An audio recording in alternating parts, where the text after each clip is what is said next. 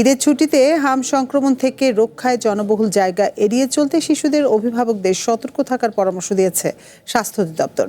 দুপুরে মহাখালী ডিএনসিসি হাসপাতালে স্বাস্থ্য অধিদপ্তরের অতিরিক্ত মহাপরিচালক জাহিদ রায়হান সাংবাদিকদের বলেন, সারা দেশ থেকে রোগী ঢাকায় বেশি আসছে, তাই একটু চাপ বাড়ছে।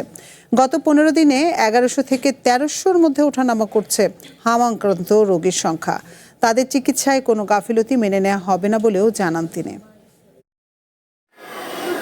কোনোভাবেই থামছে না হামের প্রকোপ। রাজধানীতে হামের চিকিৎসা দেওয়া বহির্বিভাগগুলোতে প্রতিদিনই ভিড় করছে দূর দূরান্ত থেকে আসা রোগীরা। টিকাদান কর্মসূচি শুরুর 1.5 মাসেও প্রতিদিন আক্রান্ত হচ্ছে হাজারের বেশি মানুষ। ঢাকায় হামের রোগী বৃদ্ধির হার কিছুটা কমলেও রোগী বেড়েছে ঢাকার বাইরের অঞ্চলগুলোতে। রোগী বৃদ্ধির প্রেক্ষিতে সারা দেশে গণটিকা শুরু হয় গত 12 এপ্রিল।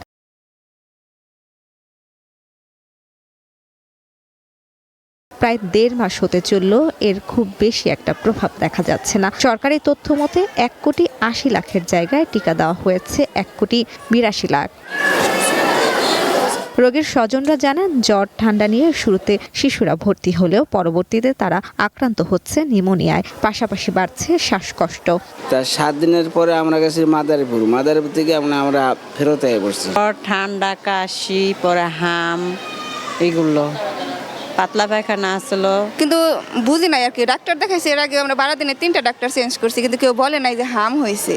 দুপুরে ডিএনসিসি হাসপাতালে স্বাস্থ্য অধিদপ্তরের অতিরিক্ত মহাপরিচালক সতর্ক করে বলেন, হাসপাতালগুলোতে হাম আক্রান্তদের চিকিৎসার ব্যাপারে নির্দেশনা না মানলে তাদের বিরুদ্ধে শাস্তিমূলক ব্যবস্থা নেওয়া হবে। এটা আমরা বলতে পারবো না যে তোমরা কেউ ঈদে বাড়ি যেতে পারবে না বা তোমার ট্রান্সপোর্টেশনে যেতে পারবে না, কিন্তু আমরা তাদেরকে যেভাবে অ্যালার্ট করছি সেভাবে আমরা অ্যালার্ট করব।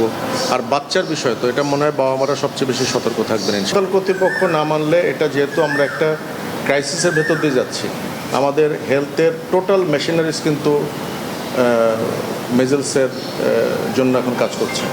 আমরা যদি দেখি যে কেউ নির্দেশনা মানছে না, আমরা অবশ্যই শাস্তিমূলক ব্যবস্থায় যাব। এখানে আমাদের জিরো টলারেন্স। সঞ্চিতা প্রিয়, ওয়ান নিউজ, ঢাকা।